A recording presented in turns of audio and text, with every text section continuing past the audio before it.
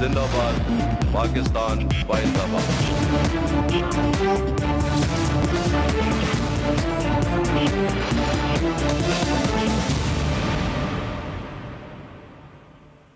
जी से शुरू होता है हर सवाल, और हर जरूरी सवाल के जवाब के लिए तजुर्बे, तहकीक और हकाइक पर मबनी पाकिस्तान का सबसे काबिल एतबार न्यूज प्रोग्राम जी फॉर गरीदा। अस्सलाम वालेकुम, आपको दिखाते हैं वो खबरें जिन पर आज हम सवाल उठाएंगे। बलोचिस्तान ने तारीख रकम कर दी। नरेंद्र मोदी के पाकिस्तान मुखालिफ बयान के खिलाफ पूरा बलोचिस्तान उठ खड़ा हुआ। पाकिस्तानी परचम सरबुलंद, भारतीय परचम नजर आतिश। न सिर्फ भारत बल्कि दुनिया भर को मजबूत तरीन पैगाम।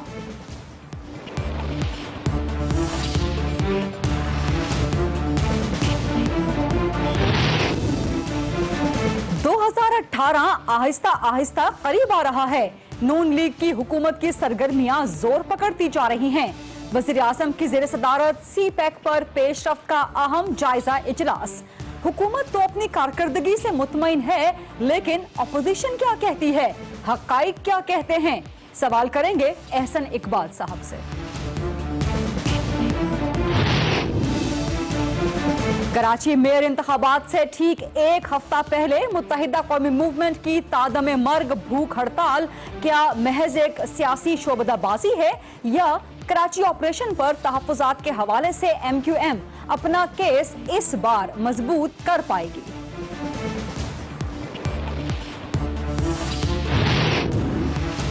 और PIA के प्रीमियर सर्विस का पाकिस्तानी मुसाफिरों ने वो हाल किया कि खुदा की पनाह। कौमी इदारों की तामीर सिर्फ हुकूमत की नहीं, पूरी कौम की जिम्मेदारी है।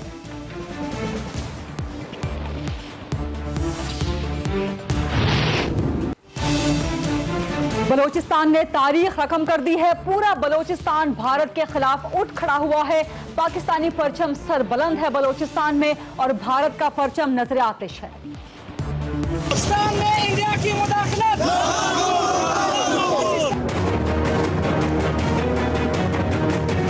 नरेंद्र मोदी मुर्दाबाद, नरेंद्र मोदी मुर्दाबाद। अमीर बनेगा पाकिस्तान।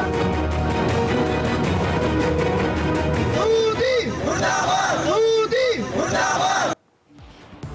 बलोचिस्तान ने आज तारीख रकम कर दी है। पहली बार बलोचिस्तान की तारीख में इतनी बड़ी तादाद में अवाम निकले और पाकिस्तान की हिमायत में निकले, पाकिस्तान के हक में निकले, पाकिस्तान जिंदाबाद के नारे लगाते हुए निकले। यहाँ तक के सिर्फ बलोचिस्तान के मुसलमान अवाम नहीं बल्कि वहाँ की हिंदू बरादरी ने भी आज के एहतजाज में भरपूर साथ दिया। और ये एहतजाज था नरेंद्र मोदी, भारत के वज़ीर आज़म, उनके पाकिस्तान मुखालिफ, उनके बलोचिस्तान मुखालिफ, उनके कश्मीर मुखालिफ बयान के मुतालिक। पूरा बलोचिस्तान आज यकजान था, यककालिब था कश्मीर के साथ। कोयटा से लेके खुजदार तक, कल्लाब से लेके लोरालाई तक, पशीन से लेके खारान तक, यहाँ तक के कोहलू से लेके सुई तक, हर जगह पाकिस्तान जिंदाबाद के और पाक फौज के हक में नारे थे। और पाकिस्तानी परचम सरबुलंद था, जबकि भारत का परचम नजर आतिश किया गया। ना सिर्फ भारत बल्कि पूरी दुनिया को पैगाम दिया गया कि बलोचिस्तान पाकिस्तान से है और पाकिस्तान बलोचिस्तान से है। ना सिर्फ कश्मीर के साथ यकजहती का इजहार किया गया, बल्कि बलोचिस्तान के अवाम, पूरे पाकिस्तान के अवाम ने आज ना सिर्फ भारत को बल्कि पूरी दुनिया को बता दिया कि कश्मीर और बलोचिस्तान जमीनी हकाइक के मुताबिक तो एक जैसे नहीं हैं, लेकिन असल में एक हैं। कश्मीर भी पाकिस्तान का है, बलोचिस्तान भी पाकिस्तान का है। पूरा कश्मीर पाकिस्तान का है, पूरा बलोचिस्तान पाकिस्तान का है। और ये आज बलोचिस्तान के अवाम ने कर दिखाया है। किस तरह से बलोचिस्तान के अवाम ने आज तारीख रकम की जरा एक नजर दौड़ाते हैं आज के दिन की तमाम तरह सरगर्मियों पे।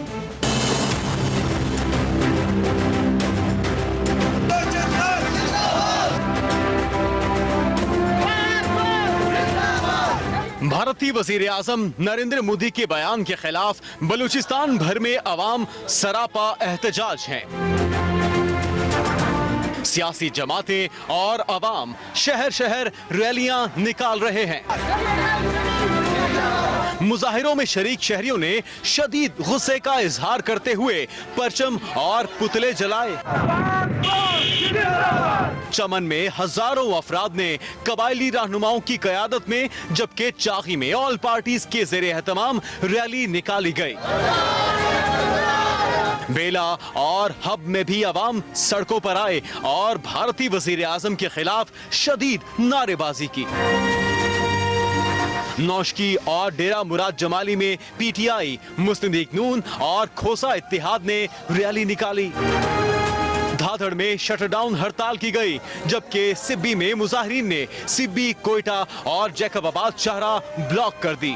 खुजदार, कल्लात, लोअर अलाई, पशीन, खारान, माशकेल, कोहलू और सुई में भी एहतजाज किया गया। मुजाहिरीन ने पाक फौज की हिमायत में नारे लगाए।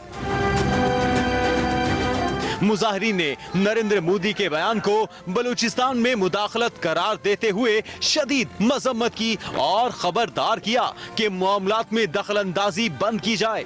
भारतीय वजीर आजम ऐसे बयानात से कश्मीर में मजालिम को छुपाने की कोशिश कर रहे हैं।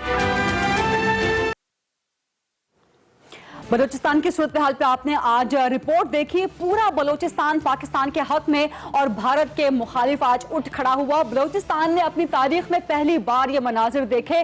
तमाम तबकाते फिक्र के लोग, तमाम सियासी जमातों से ताल्लुक रखने वाले लोग आज एक परचम के नीचे जमा थे और उनका मकसद ये था कि भारत को मुंह तोड़ जवाब दिया जाए और पूरी दुनिया को ये पैगाम दिया जाए कि बलूचिस्तान मुत्तहिद है, ना सिर्फ आपस में बल्कि पाकिस्तान के साथ। बलूचिस्तान के अवाम ने आज वो कर दिखाया है और वो मुंह तोड़ जवाब दिया है नरेंद्र मोदी को और नरेंद्र मोदी के भारत को, जो उन्होंने कोशिश की थी एक दरार डालने की। इसके अलावा वज़ीर आला बलूचिस्तान ने भी जब आज एक बड़ी तकरीब से खिताब किया तो उन्होंने भी बड़े जोरदार और बड़े जबरदस्त पैगामात दिए, जो कि यकीनन सरहद पार तक भी गए और पूरी दुनिया तक गए। इस वक्त वज़ीर आला बलूचिस्तान नवाब सनाउल्लाह ज़ाहरी मेरे साथ मौजूद हैं।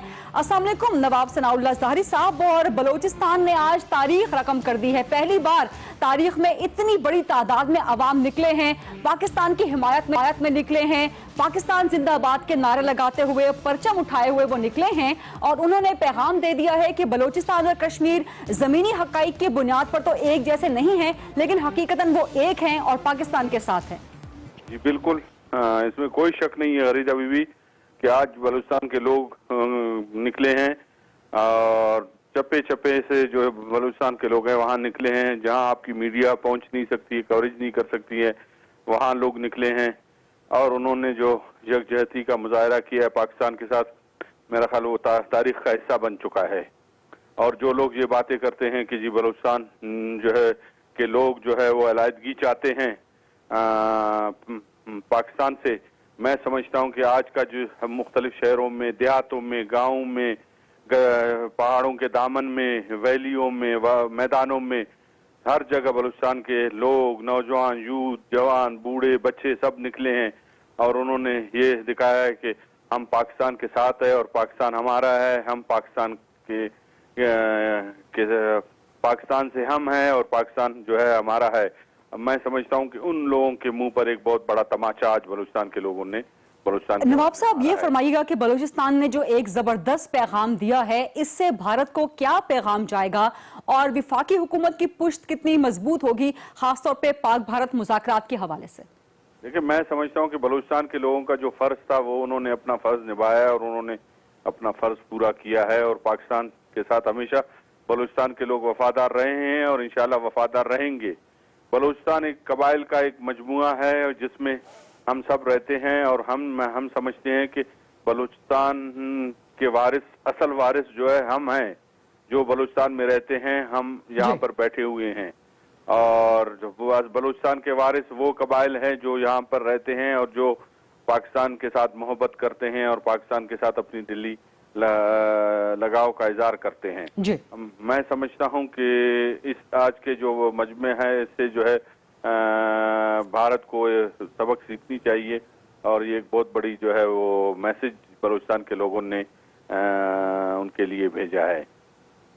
बहुत बहुत शुक्रिया। वज़ीर आला बलूचिस्तान नवाब सनाउल्लाह ज़हरी हमसे बात कर रहे थे और कह रहे थे कि बलूचिस्तान के अवाम ने अपना फर्ज आज निभा दिया है और ना सिर्फ भारत को बल्कि पूरी दुनिया को पाकिस्तान मुत्तहिद होने का एक भरपूर पैगाम दिया है। प्रोग्राम में शामिल करते हैं एक छोटी सी ब्रेक और ब्रेक के बाद हम जिक्र करेंगे पाकिस्तान की तारीख के अहम तरीन मंसूबे सीपेक के हवाले से, जिस पे कारकर्दगी से हुकूमत तो मुतमईन है लेकिन अपोजिशन नहीं। हकाइक क्या हैं रखेंगे आपके सामने ब्रेक के बाद।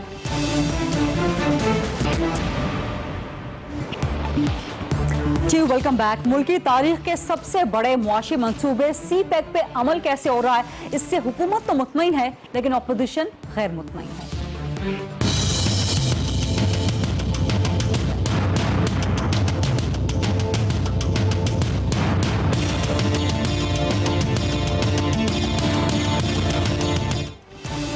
ना सिर्फ मुल्क की तारीख का बल्कि इस खित्ते का बल्कि दुनिया भर की तारीख का, दुनिया भर की मुआशी तारीख के बड़े मंसूबों का अगर कंपैरेटिव एनालिसिस किया जाए तो पाक चीन इक्तिसादी राहदारी का मंसूबा उन दुनिया के बड़े मुआशी मंसूबों में तस्वुर किया जाएगा। 40 अरब डॉलर का ये मंसूबा जो कि नून लीग की हुकूमत का एक ट्रेडमार्क है और विफाकी हुकूमत की एक बड़ी कारकर्दगी है पाकिस्तान के अवाम के लिए। लेकिन इस मंसूबे के आगाज से ही जिन तनाज़ात का शिकार हुआ था वो कहीं ना कहीं तनाज़े छोटी मोटी शक्ल में इस मंसूबे के साथ आज भी जुड़े हैं।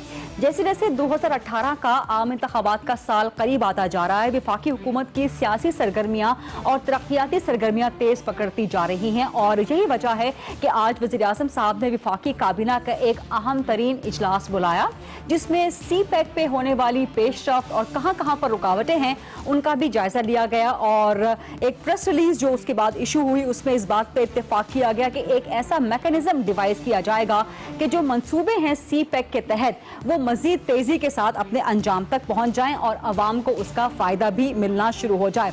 एक तरफ तो विफाकी हुकूमत की ये कारकर्दगी है लेकिन इसके साथ चूंकि अपोजिशन भी इसी मुल्क का एक हिस्सा है, उनकी तनकीद उनके एतराज़ात भी जारी हैं। कोई एक महीना पहले सेनेट की दो कमेटियों ने, एक सेनेट की स्पेशल कमेटी है ऑन सीपेक और एक सेनेट की स्टैंडिंग कमेटी है ऑन कम्युनिकेशंस, इन दोनों ने अपने एतराज़ात उठाए खास तौर पे इक्तिसादी राहदारी के मगरबी रूट के हवाले से जो कि जिसका अक्सर हिस्सा बलूचिस्तान में से होकर गुजरना है।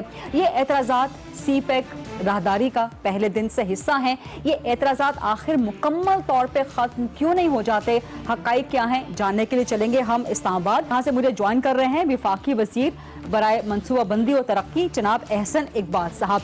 अस्सलाम वालेकुम एहसन इकबाल साहब और कॉन्ग्रेचुलेशंस के आज बड़े अरसे से ड्यू था एक जायजा इजलास सीपेक का वो हुआ और उसमें बड़े अहम फैसले किए गए। अच्छी रफ्तार है सीपेक की, पहले तो मुझे हुकूमत का मौक़िफ़ बताइएगा और ख़ासतौर पर जो मैकेनिज्म डिवाइस करने की बात की गई है सीपेक पे अमल की उसके हवाले से। देखिए बिस्मिल्लाहिर्रहमानिर्रहीम, सबसे पहले तो मैं आपको कहना चाहूँगा कि पाकिस्तान की 70 साल की तारीख़ में हमारी लाइब्रेरियाँ भरी पड़ी हैं MOU साइन करने के जिन पर अमल दरामद नहीं होता रहा। ये पाकिस्तान की तारीख़ का वो अहम तरीन MOU है कि जिसको हमने कलील तरीन मुद्दत में ऑपरेशनलाइज कर दिया है। 2013 5 जुलाई को जब कागज़ पे दस्तखत हुए तो ये सिर्फ एक कागज़ का टुकड़ा था।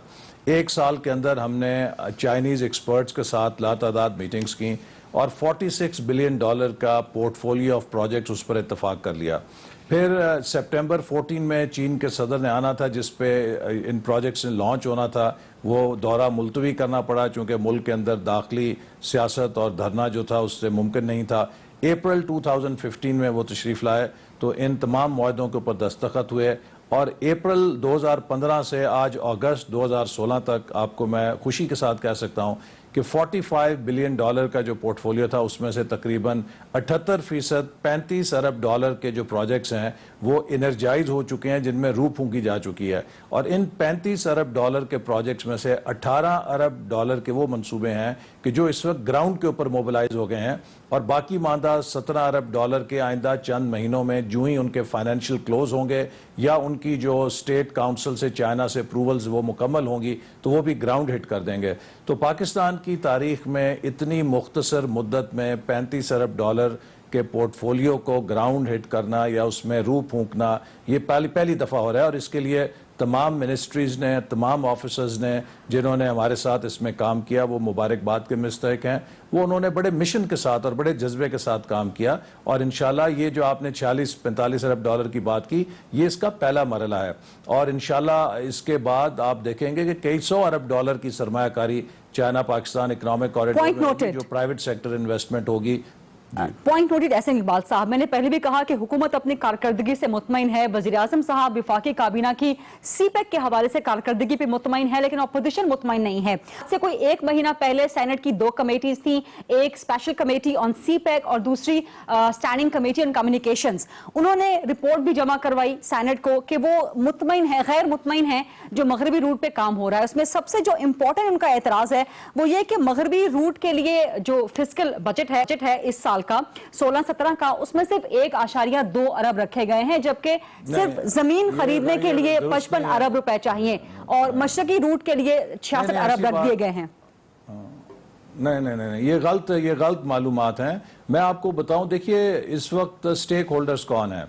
पाकिस्तान की 4 हुकूमतें हैं, फेडरेशन की इकाइयां हैं। केपी गवर्नमेंट को और वजीर आला ने इब्तिदा में तहफ़्फ़ुज़ात का इजहार किया था। हमारी उनके साथ मुतअद्दिद मीटिंग्स हुई, और चंद माह पहले जो आखिरी मीटिंग हुई जिसमें chief minister, speaker of KP assembly, तमाम उनके पार्लिमानी लीडर आए और उनके साथ बैठ के उनके एक हमने तहफ़्फ़ुज़ को दूर किया और वो मुतमईन होके गए। और अब भी हाल ही में चीन के सफ़ीर ने जब वज़ीर आला केपी से मुलाकात की तो उन्होंने कहा कि हमें किसी किस्म के कोई तहफ़्फ़ुज़ात सीपैक के ऊपर नहीं है।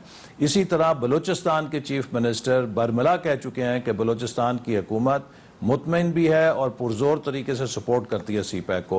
सिंध और पंजाब की हुकूमतें इसके साथ हैं, गिलगित बल्तिस्तान और आज़ाद कश्मीर की हुकूमतें इसको सपोर्ट करती हैं। लेकिन सर जो सेनेट की कमेटी के चेयरमैन हैं, जो स्टैंडिंग कमेटी के चेयरमैन हैं, वो भी कहते हैं कि हमारी चीनी सफीर से बात हुई मशरकी और मगरबी रूट के हवाले से। एहतराम है, मेरी बात सुन लीजिए ना, काबिल एहतराम है, लेकिन इसके साथ इन फेडरेटिंग यूनिट्स के साथ एक पार्लियामान की मुश्तरका पार्लियामानी कमेटी बनाई गई जो कौमी असेंबली और सेनेट दोनों के ऊपर मुश्तमिल है, और ये सुपरसीड करती है तमाम ऐसी कमेटीज को जो जॉइंट पार्लियामेंट की, वो किसी हाउस की कमेटी को सुपरसीड करती है। इसमें तमाम सूबों से अरकान है, इसमें तमाम जमातों से अरकान है। अभी पिछले ही हफ्ते इनका इजलास था, बल्कि वहाँ पे उन्होंने मुत्तफ़िका तौर पे बहुत अप्रिशिएट किया जिस अंदाज में हमने उनको मुतमईन किया और तमाम तहफ़्फ़ुज़ात को दूर किया। तो अब अगर चंद एक इनफरादी तौर पे किसी के एतराज़ात हैं उसे भी हम दूर करने की कोशिश करेंगे, लेकिन पाकिस्तान में इस वक्त तमाम पॉलिटिकल पार्टीज, पाकिस्तान के तमाम सूबे, पाकिस्तान की मुश्तरका। एहसन साहब, आप चूंकि बड़े डिटेल में तमाम एतराज़ात के जवाब दे रहे हैं तो मैं चाहूंगी कुछ मजीद एतराज़ात के भी आप जवाब दे दें। कुछ ये भी क्लैश है कि जो मगरबी रूट है उस पर सिर्फ सिंगल लेन या डबल रोड बन रही है और मशरकी रूट पे जो है वो 6 लेन बन रही है। एतराज ये भी है। एहसन साहब, मेरे सारे अगर आप सवाल सुन लें फिर सबका जवाब दे दें, अगर आप मेरे सारे सवाल सुन लें। एक एतराज ये भी है कि डेरा इस्माइल खान और जोब से आगे बड़ा दुश्वार गुजार पहाड़ी इलाका शुरू हो जाता है, तो वहां पे 6 लेन रोड किस तरह से बनाई जाएगी। फिर एतराज ये भी है कि जो पैसे रखे गए थे वो मैंने आपको बताया कि इस बजट में एतराज ये है कि जमीन की खरीदारी के लिए एक भी पैसा नहीं रखा गया मगरबी रूट के। इसके अलावा एतराज ये है कि जब ये सिर्फ लास्ट एतराज सुन लीजिएगा, एक एतराज अपोजिशन का ये भी है कि जब ये गवादा पोर्ट बन जाएगी तो 55,000 कंटेनर्स राहदारी पे रवां होंगे, और तकरीबन हर मिनट बाद एक कंटेनर जो है या एक खाम माल का जो खाम तेल का कंटेनर है वो राहदारी पे चढ़ेगा। तो क्या मगरबी रूट इतना मजबूत होगा कि हैवी ट्रैफिक को बर्दाश्त कर सके? अब ये सारे एतराज़ात है कहिएगा इन पे। देखिए, मगरबी रूट जो अभी जिस हद तक बना है, अभी भी इस वक्त वहाँ पे 90,000 लीटर के तेल के कंटेनर जो हैं वो तेजी से दौड़ रहे हैं, आ रहे हैं, कुछ नहीं बना उसका बिगड़ा उस सड़क का। वो सड़क हैवी ट्रैफिक के लिए बनाई गई है, और उन्हीं बल्कि जो चीन की तरफ खुंजराब से काशगर तक कॉरिडोर की सड़क है उससे बेहतर मेयार की वो सड़क है। लिहाजा ये सब बेबुनियाद बातें हैं जो की जाती हैं लोगों को कंफ्यूज करने के लिए। हमें ये पेश नज़र रखना चाहिए कि बहुत सी ऐसी कुव्वतें हैं जो नहीं चाहती कि पाकिस्तानी कौम में इत्तेहाद रहे इस सीपैक के मंसूबे के ऊपर। अभी भारत के वज़ीर आज़म के बयानात सुने, बलूचिस्तान, गिलगित बल्तिस्तान में उन्होंने किस तरह वहाँ पर इश्तिहाल की बात की, और उसके बाद अगर गिलगित बल्तिस्तान में हमारे ही लोग वहाँ पे हड़ताल करेंगे सीपैक के खिलाफ, तो किसकी वो आवाज में और हाँ में हाँ मिला रहे हैं। हमें बहुत जिम्मेदारी करनी चाहिए, अपनी मुकामी सियासत को एक हद में रखना चाहिए, और जो मुल्क के मफाद के मंसूबे हैं, जैसे पाकिस्तान का एटमी प्रोग्राम था, वो हमारे दिफा की जमानत था। ये सी पैक जो है ये हमारी मईशत के नाकाबिले तस्खीर होने की अलामत है और जमानत है। तो हम किसी ऐसे बयानात को और ऐसी चीजों को जो हमारे जाती सियासत के गिर्द घूमते हो उसको दूर रखना चाहिए। फिर आपने कहा मगरबी रूट के ऊपर अल्हम्दुलिल्लाह वजीर आजम ने तमाम मुल्क की लीडरशिप के साथ बैठ के इसके ऊपर इत्तफाक राय किया कि नई सड़क बनाई जाएगी।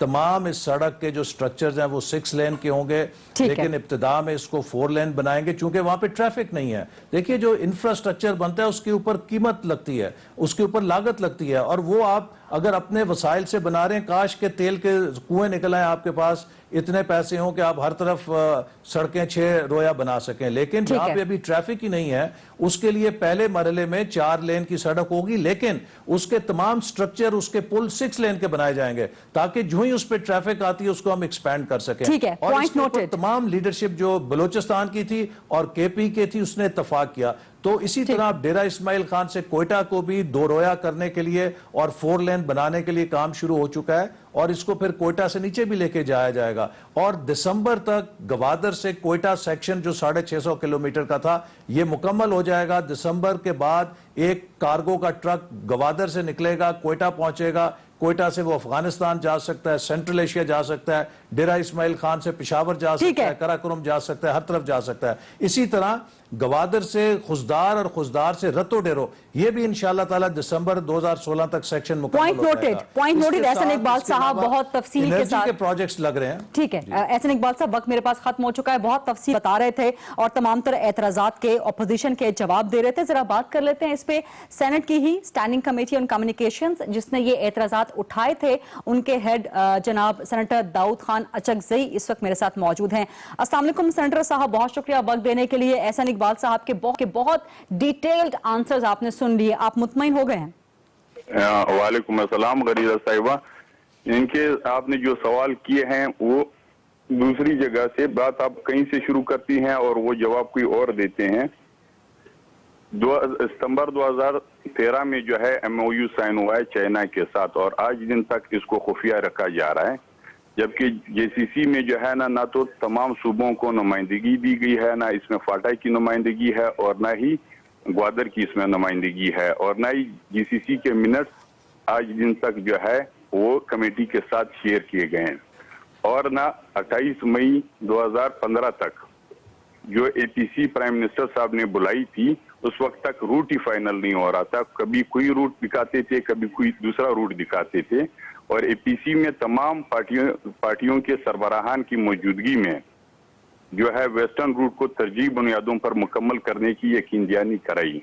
इसके बाद आज दिन तक ईस्टर्न रूट पर जो है अमलन कोई काम नहीं हुआ है, और ईस्टर्न रूट पर जो पैसे एशियन डेवलपमेंट बैंक की तरफ से पिछले हुकूमतों में रखे गए हैं या 2004 से रखे गए हैं, उस पर आज तक काम मुकम्मल नहीं हुए हैं, और उन पैसों को या उन रूट्स पर आज CPEC में वो दिखा रहे हैं। बहुत शुक्रिया जी, कहिए। मोटरवे जो है वो मुल्तान से लाहौर से अब्दुल हकीम तक बनाई जा रही है, और जबकि मुल्तान से लाहौर तक एक मोटरवे मौजूद है M3 M4 के नाम से, सिर्फ नाम तब्दील करके मुल्तान की जगह अब्दुल हकीम दिखा रहे हैं, और उसके लिए एक जगह 370 अरब रुपए रखे गए हैं और दूसरी सेक्शन पर जो है ना 150 अरब रुपए रखे गए हैं। ठीक है। और सिर्फ ईस्टर्न रूट के लिए, वेस्टर्न रूट के लिए, मगरबी रूट के लिए लैंड एक्विजिशन के लिए पिछले 9 महीनों से NHA का ही डिमांड है। यही सवाल रखा मैंने एहसन इकबाल साहब के सामने, उसका जवाब उन्होंने दिया भी था। बहुत बहुत शुक्रिया दाऊद खान अचकजई साहब। सो सिचुएशन आपके सामने है कि मुल्क की तारीख, मुआशी तारीख का सबसे बड़ा मंसूबा, हुकूमत अपनी कारकर्दगी से मुतमईन है, अपोजिशन हुकूमत की कारकर्दगी से गैर मुतमईन है। जरूरत इस बात की है कि एक बार फिर एक APC बुलवाई जाए, वज़ीर आज़म साहब CPEC पर APC भी बुलवाएं और तमाम जमातों को, तमाम स्टेक होल्डर्स को वक्तन फवक्तन हर 6 महीने के बाद एतमाद में लेते रहा करें। एक छोटी सी ब्रेक, और ब्रेक के बाद हम डिस्कस करेंगे कराची।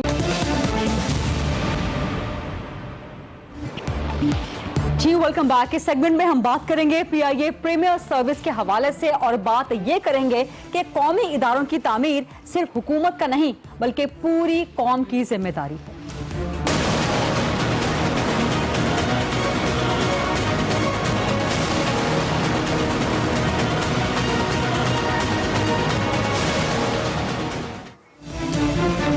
पाकिस्तान इंटरनेशनल एयरलाइंस पाकिस्तान की कौमी एयरलाइन जिसके तबाहाल होने का शिकवा बहुत अरसे से किया जा रहा था, उसे एक बार फिर अपने पैरों पर खड़ा करने के लिए विफाकी हुकूमत ने एक अहसन इकदाम किया और पीआईए की प्रीमियर सर्विस का आगाज किया इस साल 14 अगस्त से और लाहौर से और इस्लामाबाद से हफ्ते में 3-3 परवाजें लंदन के लिए शुरू की।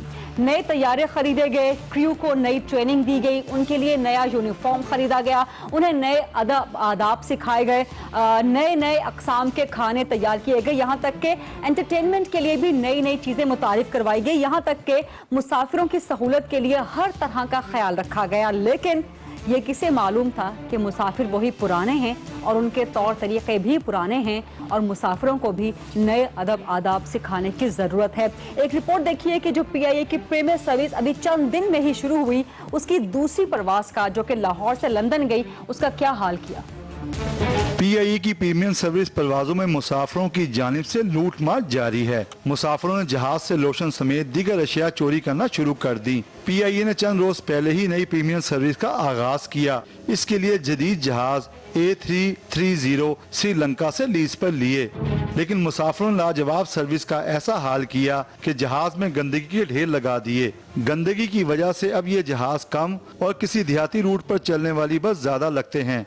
मुसाफिरों ने खाने पीने की अशिया न सिर्फ ज़ाया की बल्कि जहाज की सीटों पर इन्हें गिरा कर सीटों का भी हशन नशर कर दिया, जिस पर पीआईए इंतजामिया परेशान और मुश्किलात का शिकार हो गई कि करें तो क्या करें। फिर पीआईए इंतजामिया ने इसका यही हल तलाश किया कि मुसाफिरों को जहाज में सवार होते हाथ जोड़कर दरख्वास्त करें कि ये सर्विस आपके लिए है, इसकी सफाई का ख्याल करें और प्रीमियर सर्विस को अपनी सर्विस समझकर इस्तेमाल करें।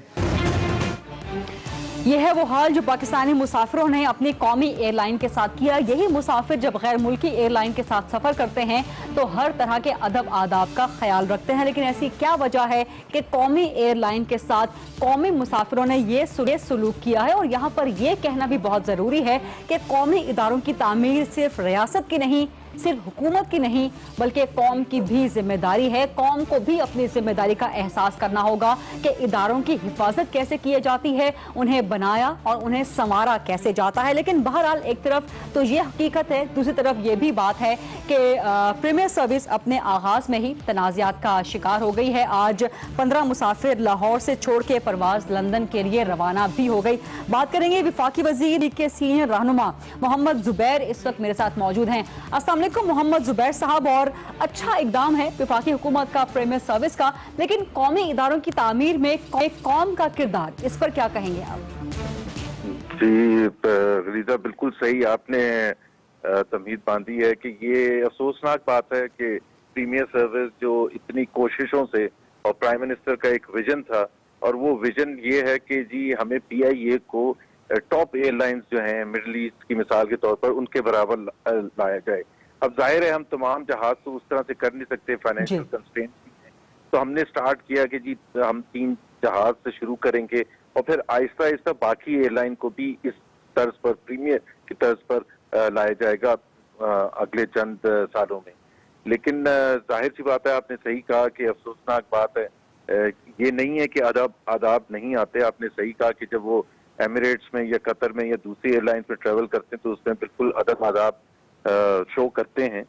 लेकिन हम शायद ऐसा हो कि अपनी एयरलाइन को बहुत ज्यादा अपना समझ लिया पाकिस्तानी मुसाफिरों ने और अपनों के साथ ऐसा ही सलूक करते हैं। फिर हमें एग्जैक्टली ये सिर्फ एयरलाइन में सफर करने की बात नहीं है, हर कदम पर हम समझते हैं कि हमें वो राइट्स हैं जो कि बिल्कुल हमें अलाउ करते हैं जो भी करें।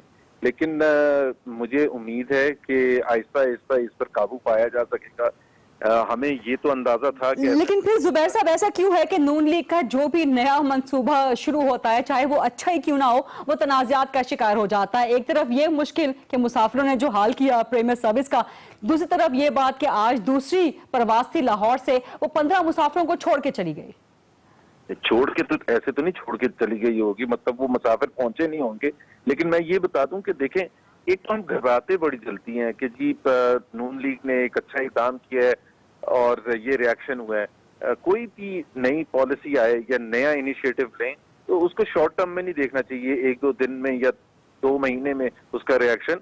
ये सस्टेन एफर्ट होता है। हुकूमत की तरफ से भी एक बहुत बड़ा चैलेंज है, पीआईए की मैनेजमेंट के लिए बहुत बड़ा चैलेंज है कि घबराहट का शिकार ना हो, इसको कंसिस्टेंटली मेंटेन करें। और आपने वो कहा था कि हाथ जोड़ के तो नहीं कहना चाहिए, लेकिन जब मुसाफिर जहाज में दाखिल हों तो उनको याद दिलाना चाहिए कि ये आपकी अपनी एयरलाइन है और इसकी जो सेफ्टी मेंटेनेंस तमाम चीजें हैं ये हम सब वो अपनी ही जिम्मेदारी है पाकिस्तानी मुसाफिरों की। बहुत बहुत शुक्रिया। आप जुबैर अपने कमेंट्स दे रहे थे पीआईए प्रीमियर सर्विस के हवाले से।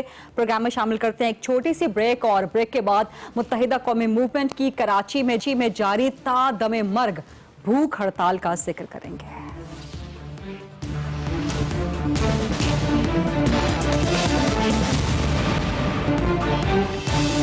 जी वेलकम बैक। कराची में मुत्तहिदा कौमी मूवमेंट की तादमे मर्ग भूख हड़ताल जारी है।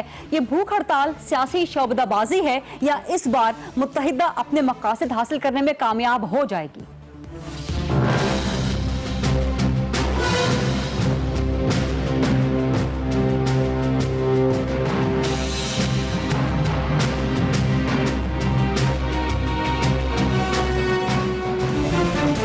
ऐसा लगता है कि मुत्तहिदा कौमी मूवमेंट के सियासी एहतजाज का एक्शन रीप्ले हो रहा है। ठीक 1 साल पहले अगस्त का ही महीना था पिछले साल जब मुत्तहिदा कौमी मूवमेंट ने सेनेट से, कौमी असेंबली से और सिंध असेंबली से इस्तीफे दे दिए थे और ये कहा था कि उसके कारकुनों को बेवजह गिरफ्तार किया जा रहा है, उसके कारकुनों को मावराए अदालत कत्ल किया जा रहा है और कराची ऑपरेशन की आड़ में मुत्तहिदा कौमी मूवमेंट को सियासी तौर पर खत्म करने की कोशिश की जा रही है।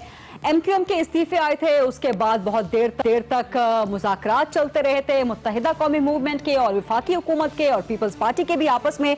आखिरकार 9 अक्टूबर को कराची ऑपरेशन की मॉनिटरिंग के लिए एक 5 रुकनी कमेटी कायम कर दी गई थी जिसमें जस्टिस नासिर असलम जाहिद मौजूद थे, जस्टिस खलीलुर रहमान मौजूद थे, जस्टिस अजमल मियां थे और बैरिस्टर फरोख नसीम थे। इसके अलावा सेक्रेटरी दाखिला भी उस कमेटी के मेंबर थे। मॉनिटरिंग कमेटी कराची ऑपरेशन के हवाले से और एमक्यूएम के 2 मेंबर्स और गवर्नमेंट के 2 मेंबर्स ने शामिल होना था और यह कहा गया था कि कवायद और ज़वाबित बनाने के 15 दिन के अंदर कराची ऑपरेशन की मॉनिटरिंग कमेटी अपना काम शुरू कर देगी और अगर मुत्तहिदा कौमी मूवमेंट या कराची की किसी भी सियासी जमात को कराची ऑपरेशन के हवाले से कानून नाफिज करने वाले इदारों से कोई भी शिकायत होती है तो उसे तहरीरी तौर पे कमेटी को जमा करवाया जाएगा और कमेटी 90 रोज के अंदर अपनी रिपोर्ट पेश करेगी।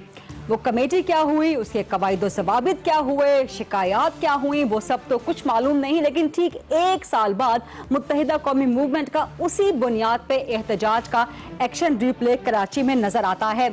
ऐसे वक्त में कि जब सेनेट में रेंजर्स की तरफ से एक रिपोर्ट जमा करवाई गई उसके ठीक 1 दिन बाद और कराची में मेयर के इंतखाबात से ठीक 1 हफ्ता पहले और वज़ीर-ए-आज़म के कराची के दौरे से ठीक 1 दिन पहले मुत्तहिदा कौमी मूवमेंट अपनी तादमे मर्ग भूख हड़ताल शुरू कर देती है। तो क्या ये एमक्यूएम की एक और सियासी शोबदाबाजी है या इस बार कराची ऑपरेशन के हवाले से मुत्तहिदा कौमी मूवमेंट अपने तहफ़्फ़ुज़ात का केस मजबूत कर पाएगी? सवाल लेके चलेंगे हम, जहाँ से मुझे ज्वाइन कर रहे हैं एमक्यूएम के सीनियर तरीन रहनुमा खालिद मकबूल सिद्दीकी साहब। अस्सलाम वालेकुम खालिद साहब। और जबकि हम बात कर रहे हैं तो खुर्शीद शाह साहब ने भी आपके भूख हड़ताली कैंप का दौरा किया है। बहुत बड़ी बात है, पीपल्स पार्टी ने एक तरह से अपना पलड़ा आपके कैंप में डाल दिया है। लेकिन ठीक 1 साल बाद जैसा मैंने सारी तफसील बताई, मुत्तहिदा का ये एहतजाजी एक्शन रिप्ले नजर आता है। क्या एक बार फिर ये सिर्फ सियासी शोबदाबाजी होगी या आप अपने मकासद हासिल कर पाएंगे? नहीं खरीदा, अगर 1 साल पहले भी सियासी शोबदाबाजी थी तो आप इसकी मुतालबात की नोयत को तो अंदाजा लगाइए। हमने कहा था कि ये ऑपरेशन जो हो रहा है जो हमारे मुतालबे पे हुआ है, हम मुतालबे के बाद भी अपने माजी के तजर्बात की वजह से खदशात, अंदेशों की और शिकायत की बात कर रहे थे कि ये डर है कि ये ना हो, इसलिए इसकी बजाय कि हम इस पे शोर मचाएं, आप एक ऐसी कमेटी बना दें जो सबको काबिल कबूल हो। अच्छा, 1 साल पहले इस पे सबने एग्री भी कर लिया, इसके नाम आपने दोहराए, अभी आपको उन नामों की क्रेडिबिलिटी भी पता है। अब अगर ये चीजें तय हो जाने के बाद भी 1 साल तक ये कमेटी शिकायती अदालत कमेटी नहीं बनी है, तो आप नियतों का अंदाजा कर सकते हैं और आप उस अहदाफ का भी अंदाजा कर सकते हैं कि जिसके लिए ये ऑपरेशन शुरू नहीं किया गया था लेकिन उस पे जारी है।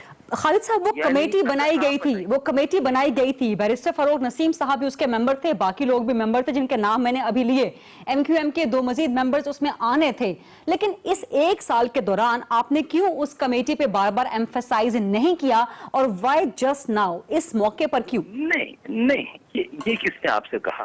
क्योंकि चीज तय हो गई थी, तो मेरा ख्याल है इसके लिए 25वीं दफा मिले होंगे वजीर दाखिला से, वजीर आजम को मैसेज दिए होंगे। किससे? देखिए गरीब इस मुल्क में जमहूरियत और ये जो भूख हड़ताल हो रही है ना जी, ये उसकी अक्कास है कि ये एक जमहूरी दौर में अगर इतनी मफलूज किस्म की जमहूरियत है, इतनी माजूर किस्म की जमहूरियत है कि एक रिड्रेसल कमेटी बनाने की भी का इख्तियार नहीं रखती, तो बहुत सारे क्वेश्चन। हम तो इस जमहूरियत को हम जो चाहते हैं कि शराकती शमूलियती जमहूरियत हो, पाकिस्तान के अवाम की सही आनादार जमहूरियत हो, जहाँ पर किसान की नुमाइंदगी ऐवानों में जागीरदार ना कर रहा हूँ, मजदूर की। बिल्कुल ठीक है खालिद साहब, पॉइंट नोटेड। लेकिन एक दिन पहले सेनेट में रेंजर्स वो एक रिपोर्ट जमा करवाते हैं जिसपे कमेंट आता है कि ये रिपोर्ट जाली है। बारे में आपने फरतुल्लाह बाबर की, मैं वही कोट कर रही हूँ कि उसके बारे में कमेंट आता है सेंटर फरतुल्लाह बाबर का कि रिपोर्ट जाली है। 1 हफ्ते बाद मेयर के इंतखाबात होने जा रहे हैं, 1 दिन बाद वजीर आजम साहब कराची आने वाले हैं। खुर्शीद शाह साहब ने भी कह दिया अभी आपके भूख हड़ताली कैंप में कि वजीर आजम तहफ्फुज़ात दूर करें। टाइमिंग कितने इंपॉर्टेंट है और अब आप चाहेंगे क्या? टाइमिंग भी इंपॉर्टेंट है, 1 साल भी पूरा हो गया था, वादों का एतबार की भी एक मुद्दत होती है। और जो ये काम कर रहे हैं जी, क्या आप जो MQM का इमेज बना दिया गया था, मिडिल क्लास के लोग, खैर MQM क्या कोई भी निकलेगा तो उसके साथ यही असर होना है जो हमारे साथ हुआ है। तो ये एक अपनी ही जान से खेल रहे हैं ना, किसी की जान ले तो नहीं रहे। कोई पुरतशद्दुद किस्म के मुजाहरे तो शुरू नहीं किए, जबकि बनते हैं पाकिस्तान के किसी भी हिस्से में हो रहा होता तो ये हो रहे होते, क्योंकि अगर आपको तय करना है, मेरे पास वक्त भी खत्म हो रहा है। देखिए आपको तय करना है अगर मुल्क में जम्मू